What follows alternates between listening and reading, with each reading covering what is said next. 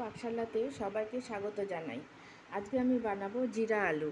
তার জন্য আমি আলুগুলোকে ডুমডুম করে কেটে একটু জল দিয়ে ভাপ দিয়ে নিয়েছি। তারপরে নিয়েছি টমেটো, ডুমডুম করে কেটেছি, 4টে কাঁচা লঙ্কা নিয়েছি, আর নিয়েছি জিরা। জিরাটা একটু, এখানে জিরা আলু যেহেতু জিরাটা একটু বেশি লাগবে। আমি এখন রান্নায় চলে যাব। তেলটা গরম করতে বসিয়ে দিয়েছিলাম, তেলটা গরম হয়ে গেছে। এখন আমি জিরাগুলো ফোড়ন দিয়ে দেবো চেরা কাঁচা লঙ্কা, দেবো টমেটো কুচি,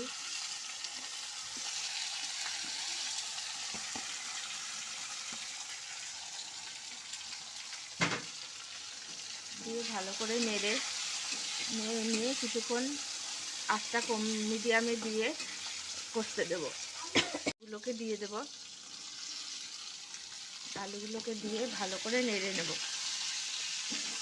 এটাও খুব জলদি রান্না হয়। এটা রুটি, পরোটা, লুচি সাথে খেতে খুব ভালো লাগে। আমি দিয়ে দিচ্ছি স্বাদ মতো লবণ,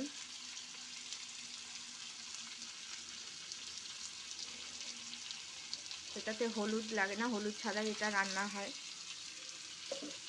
দেবো একটু সামান্য ধনের গুঁড়ো।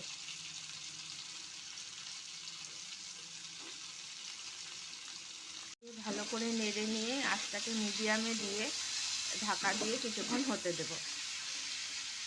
আমি ঢাকা দিয়ে চলে গেছিলাম, 2 মিনিট পর ফিরে আসলাম। এখন ঢাকনাটা খুলে নিয়ে সামান্য চিনি দেব।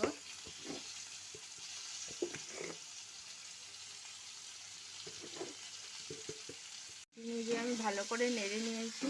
আমার রান্নাটা হয়ে গেছে। আপনারা বাড়িতে করবেন, খেতে খুব সুস্বাদু হয়। যদি ভালো লাগে, খেয়ে ভালো লাগলে আমার চ্যানেলটিকে সাবস্ক্রাইব করবেন, লাইক করবেন, শেয়ার করবেন এবং কমেন্ট করে আমার পাশে থাকবেন।